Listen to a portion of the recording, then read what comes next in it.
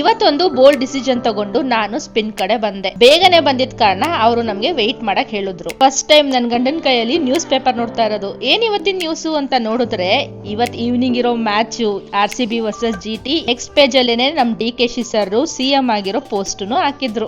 ಆಮೇಲೆ ನಾನು ಹೋಗಿ ಹೇರ್ ಕಟ್ಟಿಗೆ ಕುತ್ಕೊಂಡೆ. ಡೆಲಿವರಿ ಆದ್ಮೇಲೆ ನನ್ನ ಹೇರ್ಸ್ ಅಂತೂ ಸಿಕ್ಕಾಪಟ್ಟೆ ಹಾಳಾಗ್ಬಿಟ್ಟಿತ್ತು. ಹಾಗಾಗಿ ಈ ಸಲ ಶಾರ್ಟ್ ಹೇರ್ಸ್ ಮಾಡೋಣ ಅಂತ ಹೋಗಿದ್ದೆ. ನಮ್ಮ ಮನೆಯವರು ಕುತ್ಕೊಂಡು ಸಜೆಸ್ಟ್ ಮಾಡ್ತಾ ಇದ್ರು. ಸಿಕ್ಕಾಪಟ್ಟೆ ಹೇರ್ ಥಿನ್ನಿಂಗ್ ಆಗಿದ್ ಕಾರಣ ನನ್ಗಂತೂ ಶಾರ್ಟ್ ಹೇರ್ಸ್ ಮಾಡೋದು ಬೆಸ್ಟ್ ಅಂತ ಅನಿಸ್ತು. ಹಾಗಾಗಿ ಈ ಡಿಸಿಷನ್ ತಗೊಂಡು ಶಾರ್ಟ್ ಹೇರ್ಸ್ ನನಗೆ ಚೆನ್ನಾಗಿ ಕಾಣ್ತೋ ಇಲ್ವೋ ಅನ್ನೋ ಕನ್ಫ್ಯೂಷನ್ ಅಲ್ಲೇ ಕಟ್ ಮಾಡಿಸ್ದೆ. ನೋಡಿ, ಈ ಲೆಂತ್ ಕಟ್ ಮಾಡಿದ್ದಾರೆ.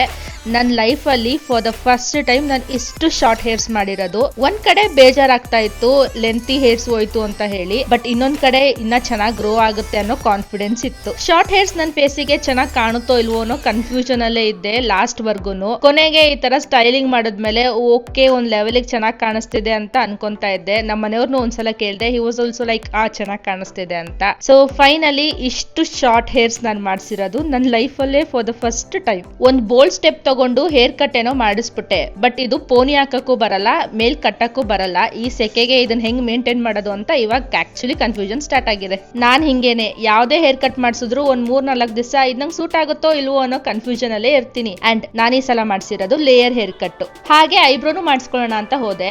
ಅಲ್ಲಿ ಕ್ಯಾಮ್ರಾ ನೋಡ್ಬಿಟ್ಟು ನೀವು ವ್ಲಾಗಿಂಗ್ ಮಾಡ್ತೀರಾ ಅಂತ ಕೇಳ್ತಾ ಇದ್ರು. ನಾನು ಹೌದು ಅಂತಿದ್ದೆ. ಈ ನಡುವೆ ನನ್ನ ಕ್ಯಾಮ್ರಾ ನೋಡಿ ಎಲ್ಲಾರು ನಿಮ್ ವ್ಲಾಗಿಂಗ್ ಚಾನಲ್ ಇದೆಯಾ ಅಂತೆಲ್ಲ ಕೇಳ್ತಾ ಇರ್ತಾರೆ. ಅಲ್ಲಿಂದ ಮನೆಗ್ ಬಂದು ನಾವು ರೆಡಿಯಾಗಿ ಹೊರಟಿದ್ದು ಜುಡಿಯೋಗೆ. ನಮ್ಮ ಮನೆಯವ್ರದೊಂದು ಶರ್ಟ್ ಎಕ್ಸ್ಚೇಂಜ್ ಇತ್ತು, ಹಾಗಾಗಿ ಜುಡಿಯೋಗ್ ಬಂದಿತ್ತು.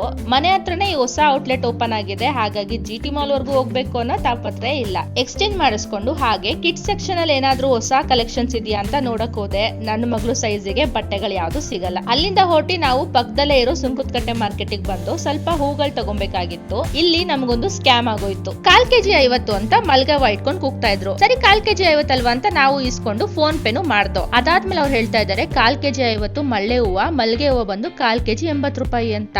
ಸರಿ ಆಯ್ತು, ಇನ್ನೇನ್ ತಗೊಂಡಿದೀವಲ್ಲ ಅಂತ ಎಕ್ಸ್ಟ್ರಾ ಪೇ ಮಾಡಿ ಮನೆ ಕಡೆ ಬಂದು. That's it for today. Follow ಮಾಡ್ಕೊಳ್ದೆ ಹಾಗೆ ಹೋಗ್ಬೇಡಿ. ಸಿಗ್ತೀನಿ ಮುಂದಿನ ವಿಡಿಯೋದಲ್ಲಿ. ಬಾಯ್.